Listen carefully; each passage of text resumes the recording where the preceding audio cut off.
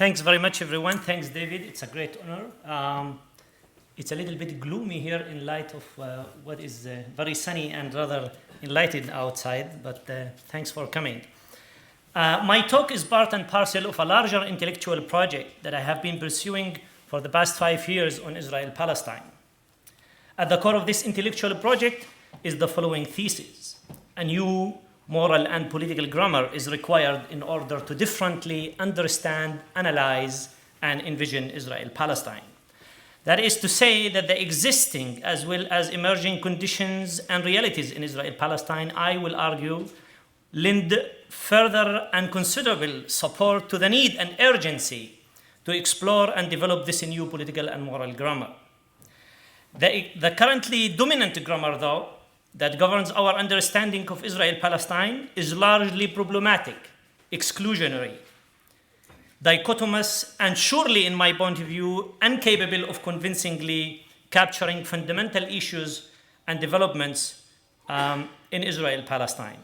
The dominant and existing grammar has been heavily informed by ontological and epistemological claims and assumptions that champion and favor separation, partition, colonial segregation, intractable and binary politics, and chauvinistic ethno-nationalism.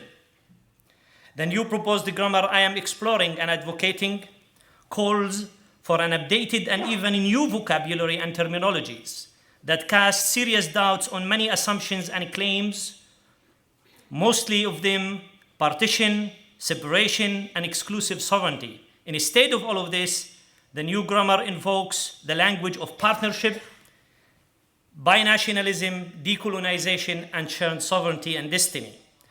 One of the most important and central pillars of this project, however, or not however, actually, in addition to this, is basically the revealed nerves of the Holocaust and the Nakba, or more precisely, the memories of the Holocaust and the Nakba.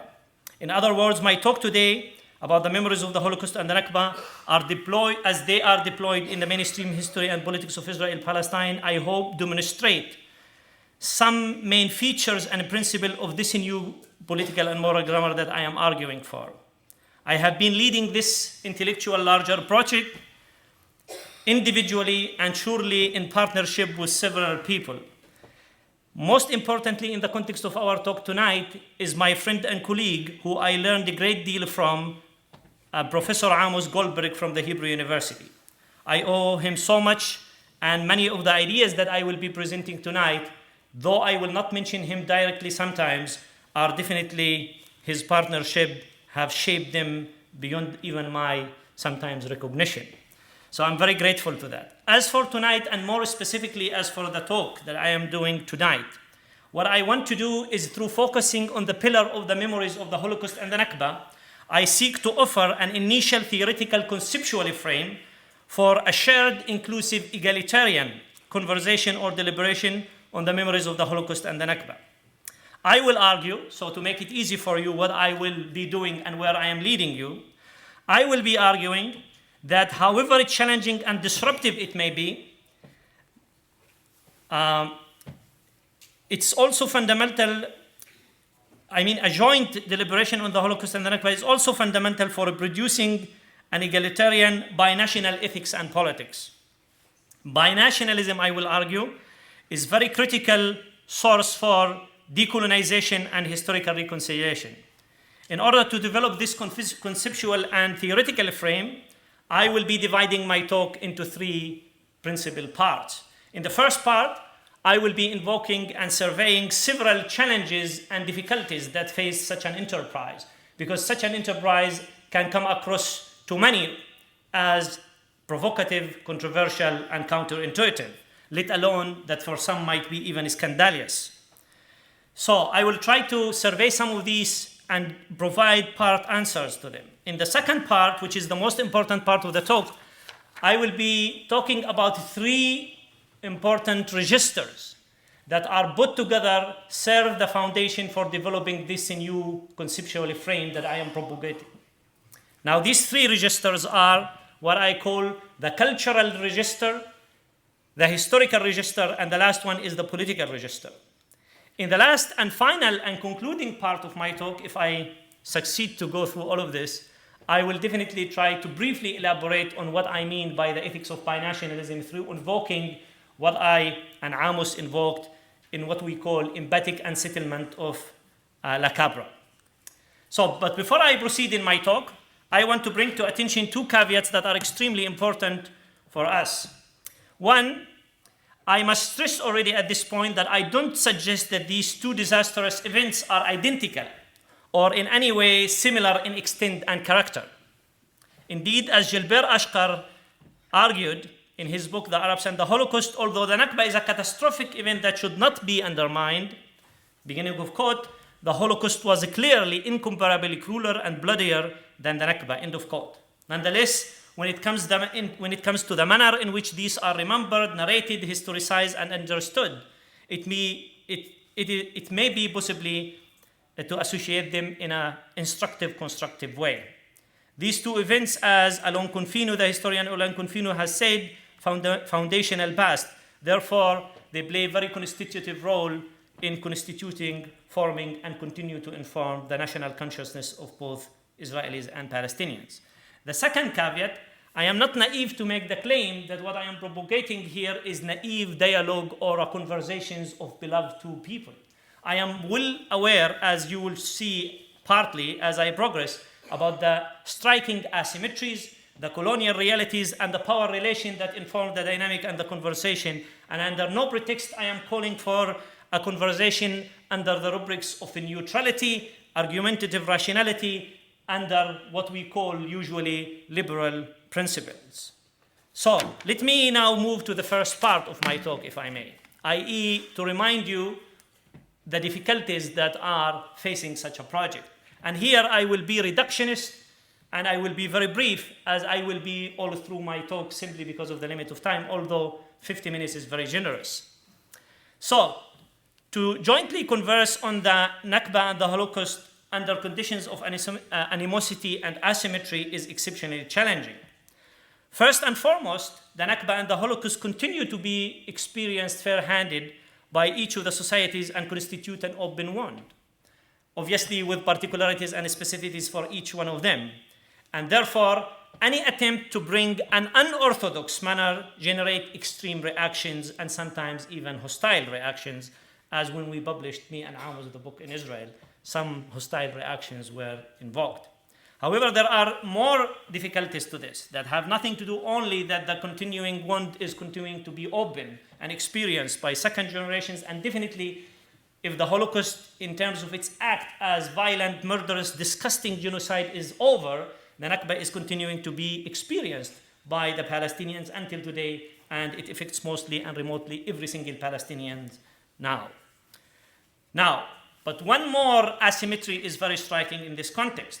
The Holocaust is indeed an event of enormous proportions in modern history. Some would argue even unique to the extent that it is unprecedented in the history. It has also become and served as an ultimate symbol of evil and human criminality. Therefore, the Holocaust serves as a global memory and in which serves as a reference for measuring crimes against humanity. Therefore, any attempt to compare or even to juxtapose or to invoke in the same context might be seen as by people as reductive, tasteless, and even morally and politically questionable, banalizing the topic. Furthermore, in terms of difficulties, unlike what the Palestinians are enduring in terms of conditions of subjugation, oppression, control, colonial endurements of different types and policies, the Jews today, by general terms, definitely live in a completely different conditions. That is to say that the Jews definitely in Israel and to a large extent in the US are not in miserable conditions. Now, there is even one more deeper asymmetry, and that is that the Palestinians actually bear no responsibility whatsoever for the Holocaust. The Holocaust is a European phenomenon. It comes to answer a European problem, and it's a largely, if not purely, European thing. Therefore, to come to expect the Palestinians to pay in exchange of the Jewish question in Europe is something that is strikingly asymmetrical and definitely politically and morally demanding by many Palestinians.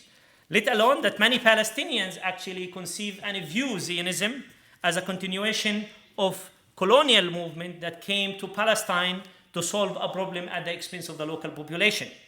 Therefore, the Palestinians are suffering as much as some, and not all Palestinians, sympathize sometimes with the Holocaust, is something that the Palestinians see no really direct link, and it is probably inconsistent as a claim. This is another form of asymmetry. Therefore, my claim with Amos to come and conduct this joint deliberation is conceived by some as very problematic.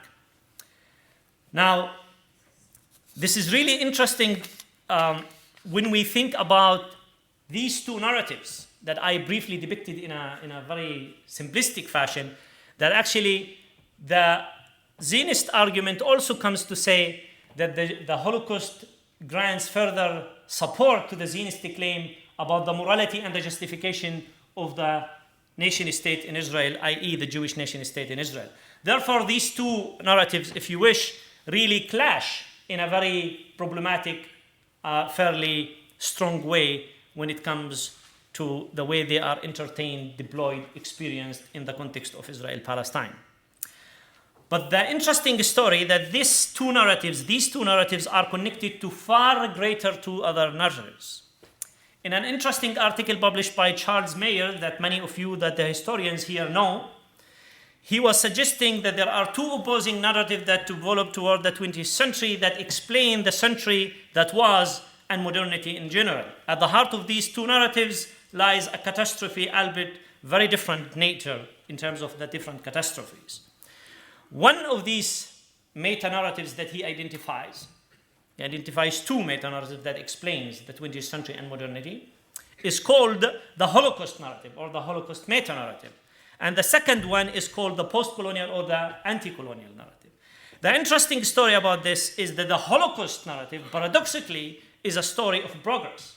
That is, that according to this narrative, actually, the Holocaust is a deviation from a very linear, clear, progressive of European Enlightenment, according to which the Holocaust is actually a deviation from principles, values that Western European democratic states constitutionally embedded in the form of humanism and human rights and different values of civil society, and where basically the Holocaust serves as a reminder to what potentially anti-Semitism and racism might lead, but the guarantee to that is the European democratic constitutional frame, and the ultimate manifestation of this progress narrative is basically the development of the EU in the form of its development and the European Union. The second narrative, which is competing with this narrative as a form of contradictory and oppositional, is the narrative that speaks about post-colonialism or the post-colonial, in which basically in a very briefly I want to say that this narrative basically says that unlike the first that views the Holocaust or the violence as to be coincidence or a deviation from otherwise an overarching line of humanity and inclusivity, this post-colonial narrative says that actually violence is constitutive and formative of modernity, of democratic Western democracies, and therefore to look at it as if it is an incident is a mistaken thing.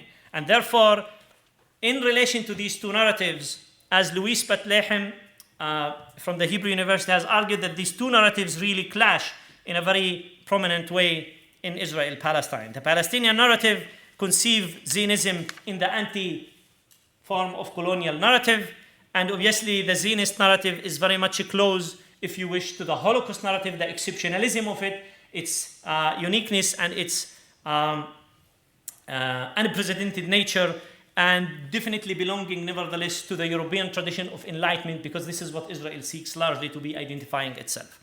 Now, as you will see later on, I am boring you with all of this because this is going to serve my argument later when I speak about the historical register. But the main point that I am trying to do here is that these two narratives, the way are deployed in mainstream Palestinian and Israeli Jewish narratives, are in a way or another a point of a clash between global two meta-narratives. But in light of all of these challenges that appear that the joint and egalitarian inclusive talk is very demanding and hard, I actually going to give you some very strong indications why I believe that we can justify, explain, and support the claim of bringing the memories of the Holocaust and the Nakba together in an instructive, constructive, egalitarian, and inclusive frame of analysis, which will help us to lay the foundation for a different, new, and alternative form of a grammar in the context of understanding Israel Palestine. So, this leads me to basically to claim what are these kind of registers that that I call that this is the second part of my talk. The first part was the challenges, the second part about three registers. The first of these three registers has to do with the cultural register. Now, after the Second World War and after the Holocaust, several Jews filled the connection and the link between these two events, meaning the Holocaust and the Nakba. Because they occurred around the same time, many of them have turned from refugees into settlers or citizens in the new state of Israel, and therefore the images of the refugees that were persecuted in Europe came to be resembling some of the experiences that they saw in Palestine shortly after the Nakba or during the Nakba as it was taking place. Now, I want to invoke few examples that demonstrate this point. And one of these examples is among the members of the Mapam, the left Zionist party, that they were part of the first coalition in the government of Israel. These symbols and images were even more dominant, i.e. the images of the refugee that were inspired by Jewish refugees in Europe and now traveling, migrating their way into the context of Israel Palestine in the form of Palestinian refugees. Eliezer Pri, the chief editor of Mapam Daily, Al Hamishmar, wrote, "Among the best of our comrades, the thought has crept in that perhaps it is possible politically to achieve our ingathering in the land of Israel by Hitlerite Nazi means. Following the atrocities committed during the Hiram operation, the Israeli government established a committee of 3 for investigation of the recent event. On November 17th, convinced that many in the army defense establishment were being evasive, Mabab representative Aharon Zinzelberg stated, I couldn't sleep at all at night. This is something that determines the character of the nation. Jews too have committed nasty acts." Another example, in an article published by Yehoshua Redler Feldman, Rabbi Binyamin may be known to some of you, in 1956, he called to treat the Palestinian infiltrators, that they were called Mistaninim, the Palestinian refugees that have turned into refugees in neighboring countries. He was calling them that we will have to deal with them in a humanly fashion, allowing them to return to their home. More explicitly, he was saying, "Lo mistanen tikare me'ata ki im ma'pil, ki hi'balta bilo yud'in likrata geula she'ata noseh be'anafeha." Beginning of quote, "You shall no longer be infiltrator, but ascender, because you have unknowingly ascended toward the redemption that has borne you on its wings." Now, I don't want to go into too much here, but this is turning upside down the whole entire notion of redemption, the way Zionists at least were understanding it, which is exclusivist and nationalist, and here his notion of redemption actually is inclusivist and humane. But more importantly for more argument and much more explicit in using the images that were used in the context of the Holocaust and the Nakba are obviously Yizhar and Avot Yeshurun. Yizhar in his Khirbet Hiz'a, both of them won Israeli Prize for Literature and Poetry, therefore very prominent figures in terms of the intellectual scene. Yizhar in Khirbet Hiz'a was very much using some comparisons of some sort between the Jewish victims of the Holocaust and the Israeli soldier with the German soldiers in relation to the Palestinian and the Nakba. But Avot Yeshurun, more importantly, is the ultimate manifestation of what I'm trying to do here. Because in his poetry, Yeshurun linked between the destructions of the European Jewry with the destructions of the Arabs in Eretz Israel, Palestine. More importantly is his poetic prose that he wrote under the title Reasoning, where he said, "Shu'at Yehudei Yahdut Europa v'shu'at Arvei Eretz Israel shu'a echad shel ha'am ha'Yehudi. Yashar papanim mevitot hashtayim." Beginning of quote, "The Holocaust of the Jews of Europe and the Holocaust of the Arabs of Eretz Israel, Palestine, are one Holocaust of the Jewish people. The two gaze directly into one another's face, end of quote. Very powerful indeed in terms of invoking these images in the same context. Now, obviously, I'm not trying to romanticize these people, certainly not put them in one cluster. Some of them are definitely calling for taking responsibility in a political and moral view about the Palestinian Nakba and taking responsibility for the Nakba. And some are actually not necessarily doing that. They are actually, in that sense, more in the interest of, what many Israelis would say, Yurim and Bukhim, meaning that actually they want to claim some form of an upper moral ground through showing some sympathy, which is not really resonating to deep foundations of taking political responsibility. However, what is really useful for my argument here, that the claim that bringing images, bringing symbols that are exclusively characteristics of the Holocaust are migrating and making their way to the Palestinian context. That's the main argument that I want to say. Now, more importantly in this context is that there are Palestinians examples that actually also did this. Most importantly in the 70s, unlike the Israeli Jews that did it right after the war. In the 70s, most importantly, Ghassan Kanafani did this in returning to Haifa, despite the conclusion of the violent impasse deadlock, the conclusions he receives. Ghassan Kanafani in returning to Haifa, when Saeed and his wife come back to their home from Ramallah to their home in Haifa, a very interesting, humanely discussion takes place, but obviously the conclusion of that is very unfortunate, definitely in the form of the tragic character of his son that was left beyond and was grown up to be a Jewish and serving in the army. And now Saeed says the only way for doing that is actually going to fight in the Palestinian liberation movement through armed struggle, because this is the only way to forward to liberate Palestine. But nevertheless, an extremely important revolutionary guy, central in the Palestinian intellectual scene, such as Ghassan Kanafani, belonging to the Popular Front for the Liberation of Palestine, invoking this empathic form of a humanistic understanding and interaction remains to be valuable. The second one, which I will elaborate more on, is Ilyas Khoury in his novella The Gate of the Sun, which was published in 1998. Also, Khoury brings here a very interesting claim through which he seeks to challenge the conventional Palestinian narrative through inducing more actually than heroism, but also defeat, trauma, and different forms of kind of fragility and vulnerability. But more importantly, that enriches the Palestinian voice and enriches the Palestinian multiple narrative as against the mainstream dominant narrative. But I will come back to this when I speak about the political dimension in a much more detail. Mahmoud Darwish, for those who are familiar with his poetry, more than once invoked this in a very interesting poetic way and rather challenging as well. More importantly for my claim is Edward Said.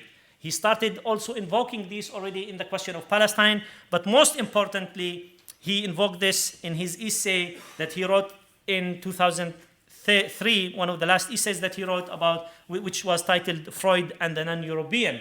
In this essay, most importantly, in a very quick way, because I don't have time, Said offers a very interesting critical reading of Freud's Moses and monotheism, and basically reflect on the complicated identity of Freud, where he sees that there is a tension between Freud depicting him as part and parcel of Central European Orientalist Eurocentric kind of perspective, where he is seeing himself as a continuation of that. But also, interestingly enough, and further complicated, is the claim where Freud is also seeing that the constitutive part of constituting Judaism and Jewish identity has to be also with an external entity through casting Moses as actually an Egyptian and African. Therefore, actually, as we speak about the inner boundaries of Judaism, actually Judaism is simultaneously constituted as an external boundaries. And therefore, one of the most interesting conclusions of this is that the boundaries of inner and outside and externalities are blurred in a way or another through a very complicated form of identity that is not collapsed only into one. But what is really interesting here in that respect is how Saeed, through his reading, I was very unfair to the reading, but I mean, this is the most important point that I want to make here. But most interesting for our case is the useful, important thing that is that actually through the analysis that Saeed offers us about Freud, actually we can see the meeting and the clash between these two meta-narratives that I was speaking with about, which is basically the European Enlightenment one and the Orientalist anti-colonial or post-colonial can one, in the form of the tragic figure of the identity that Freud was kind of talking about. Therefore, in the context of Palestine, settler colonialism, as well as basically the Holocaust and the European anti-Semitism meet in a very interesting way. I am not under no circumstances suggesting that what Charles Mayer, neither what I am presenting, exhausting all possible historical engagement, rather than I am reading history only through these two meta-narratives. I'm not making that claim, I'm just making the justification why I think invoking the Holocaust and the Nakba in a wider historical context in this cultural scene is making sense, and rather than something that is unusual. But however, most of these people have never really put a fleshed out detailed account of how we can deliberate inclusively, egalitarianly, in a fashion where we bring the memories and the history of the Nakba and the Holocaust together. Therefore, what we aim to do, unlike this, is to capitalize on some of this and push it forward through laying the foundation for elaborating further about the content of this. But this takes me, as I am finishing about this meta-historical narratives, to the second register of the second part of my talk, which is basically the historical. As Anahit Al-Hardan from the American University of Beirut has argued, that invoking the colonial frame in the context of Palestine came very late, and unfortunately came after some new historians, Israeli new historians, start invoking this and examining its relevance. Though this is a welcome development, it nevertheless represents Western hypocrisy and bias, and definitely in a way represents a colonial power relation that it becomes only acknowledged when Israeli scholars actually invoked it, mostly when the Palestinians and Arabs have been invoking it already as early as the 20th century, the beginning of the 20th century, all the way through. But what is really interesting about this is that what comes out of this shift is that the claim that it is very hard, and this is a welcome development in my view, and I want to argue that it is very hard to understand Zionism and examine its settlement project and its ethnic cleansing in Palestine in isolation from this meta-narrative of colonialism and of European colonialism. Now, obviously, Zionism was born within the frame of British imperialism and to a lesser extent French imperialism as well in the Middle East, and heavily drew on the jargon and the techniques of European colonialism and settler colonialism, all the way from the rhetoric of enlightenment, of flourishing the desert and of bringing in progress, all the way to the techniques of domination, land grabbing, occupation, dispossession, and colonial control and ethnic cleansing practices. But as much as the colonial frame is really useful, I am one of those who argue, but I'm not the only one, that settler colonialism and colonialism is not a sufficient and an exhaustive frame to understand Zionism. Zionism and Israel, historically as well as currently and presently, need also to be analyzed and understood in the context of internal European history and contemporary politics. That has to do with the rise in modern times and more contemporary, the rise of European nationalism in the late 19th century or 20th century, where basically the Jewish question got a completely different turn and a much more explicit way, which is, to really sum it up, is the collapse of the imperial order and the rise of what we call the nation state and nationalism, which basically was premised heavily on the homogenizing, assimilationist one, which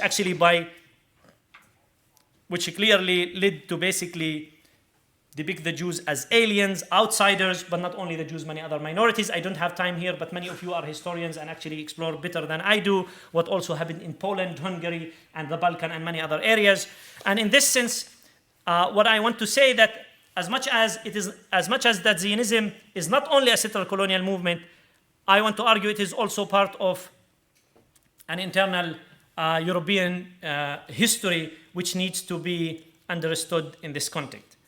Therefore, the events of 1948, i.e. the events of the Nakba, are catastrophic historical junctions of two meta-narratives of the 20th century, as Charles Mayer was describing. The narrative of the Holocaust, I said, was therefore cannot be, in my point of view, disconnected from the narrative of colonialism. So unlike those who want to say that actually there are two competing narratives, we go either with the Holocaust narrative or we go with the anti-colonial narratives, some of the addition in which we understand the Holocaust and the Nakba are to saying that these are intimately linked, are inseparable, and understanding the Holocaust and the Nakba requires actually this meta-perspective on the regional and the political. Now, in this respect, actually, just to give more credit, we are not original because some leading scholarship has been published in the past 20 years or so that have been making claim all the way from people such as Mark Melvin, Donald Bloxham, Derek Moses, and many others. But most importantly here for my conversation is that the Nakba that has its own specificities belong to the same global modern history of genocide and ethnic cleansing that the Holocaust maybe is the extremist and the most brutal and radical part of it. Thus, despite the drastic differences as well as discrepancies of magnitude of the murderous nature and scale of both events, they are nevertheless belong to the same global frame. The new historical grammar that I am advocating through this in terms of historical entry also has an ethical political register. This takes me to the third register, which is basically the moral and the ethical register. And here I want to draw heavily on Ilyas Khouri's novel, The Gate of the Sun, that I alluded to earlier. What is really interesting that during one of the Khalil's monologues, the novel's narrators and protagonists, to Yunus, the hero of the Palestinian struggle who lies unconsciously on the bed of death in a hospital in one of the refugee camps in Beirut, Khalil says the following, the beginning of quote, "But tell me, what did the Palestinian national movement posted in cities do apart from demonstrating against Jewish immigrants? And I'm not saying you were not right, but in those days when Nazi beast was exterminating the Jews of Europe, what did you know about the world? Don't worry, I believe, like you, that this land must belong to its people. And there is no moral, political, humanitarian, or religious justification that would permit the expulsion of an entire people from its country and the transformation of what remained of them into second-class citizens. But tell me, in the faces of people being driven to slaughter, don't you see something resembling you or your own? Don't tell me you didn't know, and above all, don't say that it wasn't our fault. You and I and every human being on the face of the planet should have known and not stood by in silence, should have prevented the beast from destroying its victim in that barbaric, unprecedented manner, because their death meant the death of humanity within us." End of quote of what the protagonist in Ilyas, in the son of the Gate of the Sun in Ilyas Khouri's novel. But why this quote is extremely important for us? This passage serves a key to the issue at hand, since it's marked the problematic aspect of simultaneously addressing the Holocaust and the Nakba and the anxiety that this really arouses. This is primarily an anxiety about forging absolute justice, which is served by the Jews and the Palestinians. The Palestinians see the Nakba as the absolute claim of justice, so are the Jews, so the Holocaust as the absolute claim of justice. But what is really interesting in this quote is that what is really coming out of this is the empathy toward the Jewish victims of the Holocaust. But at the same time, this empathy does not really amount to complete identification with them or their point of view. It does not, it is actually, it keeps and retains otherness or one's otherness. It doesn't erase or eradicate difference. This is an extremely important point, because what really serves me most in this context of the novel of Ilyas, which is very extensive and deserves much more closer reading, and he is continuing this actually in a new novel that was published a few months ago called The Children of the Ghetto, which is also a further more sophisticated elaboration of this type of engagement, where he calls for empathy and not identification, where he says that there is a human kind of element through which, without abandoning your political views and seeing the colonial nature of Zionism or the colonial dimensions of Zionism, doesn't really compromise or doesn't necessarily prevent you from expressing this empathy. But this empathy is not a pleasant situation. it is very demanding emotionally, intellectually, and politically, because it puts you in a very inconvenient, basically disruptive state of mind. Therefore, we link and we use what was used by Dominique Lacabra as empathic unsettlement, as a tool, theoretical tool through which we explain this empathy that Khoury demands from his protagonist, or that he manifests or expresses through his protagonist in this novel. And in this sense, empathic unsettlement is basically an interesting entry to engage with otherizing. I am not suggesting that empathic unsettlement is the only conceptual, theoretical, or even psychological enterprise through engaging with otherizing. There are many. But here it serves very beautifully because it convincingly links memory, ethics, history, and trauma together, which is very much at the core of the question of Israel Palestine and the Holocaust and the Nakba. More precisely, what does empathic unsettlement does, why it is unique? Most importantly, to define it in an actually negative way, in response to what it is not. And that is that empathic unsettlements or empathy is definitely not identification. Identification is basically the complete collapse into someone else or the subjugations of someone else to you. That's very problematic because it's it's the universal homogenizing assimilationist nature, which basically is very violent and obviously can be driving also narcissist impulses in the context of trauma, etc., etc. Empathy, in that sense, is actually understood in terms of an effective relation or a bond with the other recognized and represented as another, i.e. that you keep its identity, you don't collapse it. In that sense, identification is risky because of its desire and eros for sameness and likeness and universalism, which actually can translate in a form of appropriation and subjugation. And in that sense, it's aggressive and it's very problematic. Now, in relation to the context of our talk on the Holocaust and the Nakba, and in the context of the Gate of the Sun in Khoury's, here we are required to do two opposite moves simultaneously. On the one hand, we are expected to recognize the inherent otherness of the individual who experienced trauma, and at the same time, despite that recognition of the radical and ineradicable otherness of those experiencing trauma, empathetic unsettlement calls for a sense of empathy towards them.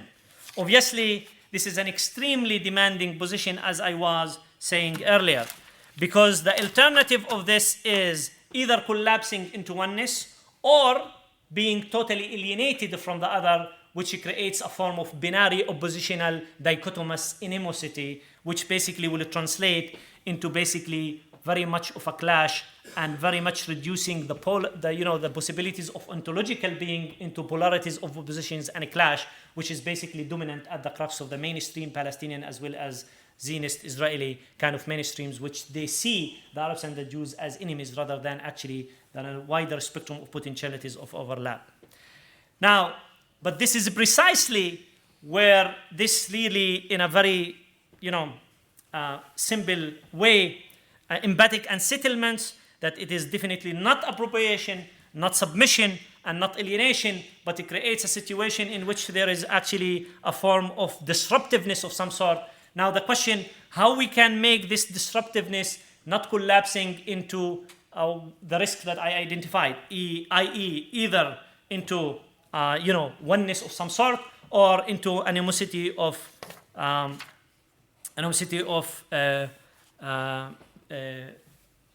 white versus black, or any form of these kind of binary oppositions. It is here, and it is precisely here, that because empathic unsettlements retains this excessiveness of otherness, that it is uneradicable, it is precisely in this context that I believe the ethics of binationalism arises. That is to suggest that empathic unsettlements by the means of Khoury's well-crafted story are extremely important for the context of understanding the Palestinian and the Israeli context. But I am not alluding here, under no circumstances, that I am arguing and demanding that the Palestinians should be equated with the Jews in this context. What I am saying actually that the Jews, in this sense the Israeli Jews, I mean, is expected to be, given that it is the stronger side and the one that perpetrated the Nakba, it is actually expected to show more in terms of its engagement through this disruptive kind of ethics, through showing more empathy to the Palestinians, through the fact that this asymmetry is really striking. But one, in this sense, should demand this moving from this, what is known in the Israeli context of Holocaust and rebirth, or Shoah ve'atkuma, what needs to be introduced to this actually the Nakba, and that is actually the Holocaust rebirth and the Nakba, as my colleague from the Open University, Yair Oron, said in an interesting title of his book. Now, this brings me to the last part, which is basically the political part that I am speaking about, and the ethical part, and which basically will lead me to conclude. And I think I still have 6-7 minutes to do that. Is that right? So, how does that translate? I.e., how we can translate politically this empathic unsettlements that is actually returning otherness, does not collapse into one, and it is actually want to avoid the risk of this dichotomous, clashy, binary dichotomous form. This is definitely a very demanding thing. But in the context of the Holocaust and the Nakba, as I tried to show here, there is also a very interesting possibilities that the cultural, the historical, and the moral really gives further support to these claims. What I therefore, translating into political concepts, this claim that I was making about empathic unsettlements goes along binational lines. Why it goes along binational lines? Because this is the last part of my claim, and I will stop. Because if you don't want to collapse into animosity, i.e. binary oppositionals, and you don't want to be one, therefore what are the other options if you want to see it in a constructive way? That is what I will be claiming the only way forward is binationalism. And binationalism or binational ethics is a moral and political principle that it is not necessarily translated in an institutional frame of binational state. What it is really at the crux of this binational ethics is basically parity, mutuality, reciprocity, and equality. What I mean here is not also to endorse that this binationalism goes along the hands where the Jews and the Arabs are seen in the very strict, essentialist, tribal way of oppositionalities. But actually, this excessive otherness, which doesn't come to closure at any point, but actually comes to certain maneuvering of temporary stabilities of some sort, cashes out in what I will call maybe thin communitarianism, i.e. that unlike those who want to go all the way to the radical liberal individualistic terrain, I think the empathic unsettlement retains some minimal form of ontological stability through which actually the Arabs and the Jews seem to be very keen about clinging to their identities. They don't want to say, now we bracket our identity, we transcend our particularities, and we are becoming now new agents of any sort. They want to retain some particularism and some uniqueness, but this uniqueness and particularism in the context of Israel Palestine and intertwinement, and armed with the empathic unsettlement, the way I and Amos try to propose and promote, gives us the frame through which actually we can sustain a form of a flexible togetherness that doesn't collapse into liberal individualism. Now, what does that mean? Because this is basically the binational argument that I am trying to say. What does it mean in political terms further? I want to conclude with 3 or 4 major points that I want to hint to very briefly, and I will be very happy to elaborate when we come to the discussions. What I was trying to say up to this point, that otherness is required, it does need to be eradicated, and it gives a form of partnership that actually transcends this binary oppositional dichotomous, but doesn't collapse into essentialism. But this is just a vague rhetorical maybe or conceptual thing that I don't have enough time to dig into. What does it mean politically? One, binational ethics, the way I see it, is very different from de facto binationalism that exists in Israel Palestine. The existing reality of in Palestine at the moment are binational, i.e. that between the river and the sea there are two nations. But unlike this ethics that I'm presenting here, there are no egalitarian inclusive conditions, but an apartheid, colonial, segregationist control under which the Palestinians are subjugated to a very brutal system of control and mechanisms and policies. Therefore, binationalism ethics is a normative, ambitious claim in order to claim actually equality, reciprocity, mutual legitimacy. The second point that I want to say about binationalism is that binationalism takes several institutional frames. I'm not arguing here in favor of one state or two states. I'm not apologetic about that. I'm very happy to demonstrate my views in the questions about what I think about this. But I do believe that binationalism as an ethics that is premised on reciprocity and mutuality has wide spectrum through which it can be cashed out and translated all the way from confederation to federation to two-state solution, but not the two-state solution that they speak about, and many other configurations and modalities. What is extremely and most importantly about this, that the crux of these binational ethics is not lying partition, segregation, separation, but rather partnership, cohabitation, and co-belonging. And what I am trying to say here, that what I am trying to indicate to, that the realities of Israel Palestine have made the Jews and the Arab inseparable.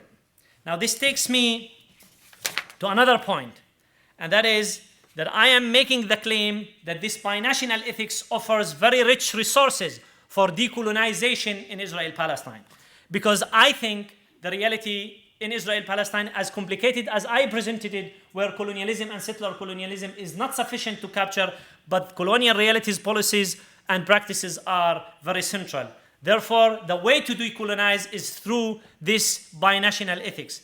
But this binational ethics, through its potential of decolonization, will reject under all circumstances Jewish privileges, will call to deconstruct and dismantle Jewish privileges, and definitely will go against any articulation of exclusive Jewish sovereignty.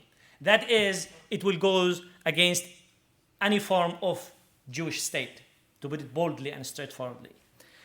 The last point that I want to invoke here, that what I am trying to say through this inclusive egalitarian binational ethics is that what has been very supportive of this claim, that these realities on the ground have made the Israelis and the Palestinians inseparable. Now, while they are inseparable at conditions of animosity and war and whatever, and conflict and domination and violence, I actually believe that the Arabs and the Jews are inseparable. What does that mean from an ethical point of view? That means that I don't believe that there is any serious, defensible, consistent, coherent Jewish point of view that can be defensible ethically without really accommodating and coming to terms with the Palestinian claims and definitely rights. But equally, without equating again and drawing symmetries, I do think that Palestinian nationalism and the Palestinians have an outstanding demand where their engagement with the Jews and the Israeli Jews in particular is becoming inescapable. Where in the past the Jews were defined partly as Palestinian in the Palestinian National Charter, partition and the two-state solution externalized the Jews, and they have become actually not Palestinians. The circumstances that exist in Palestine, as well as that we need to take Palestine historically as one political unit of analysis and not refer only to the green line as a marker of engagements of politics. The Jews are residing inside the Palestinians and they seem not to be going. Exactly like that the Arabs are residing inside the Jews and they don't seem to be going. Not in the material sense of the word only, but in the very ethical and political, and more importantly, not to sound romantic, also in the very political sense of the word. And this is why I believe that binationalism is one of the most promising frames of analysis and politics in Israel Palestine. Thank you.